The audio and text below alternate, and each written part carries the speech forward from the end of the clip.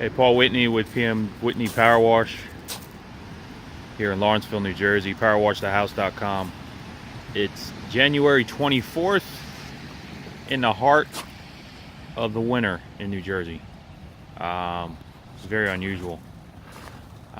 So one thing we do, we winterize our equipment, but we never actually shut down. So within the last couple of days, we've had some requests to get some houses cleaned up so they can put it on the market. This is a beautiful property here in the Lawrenceville area,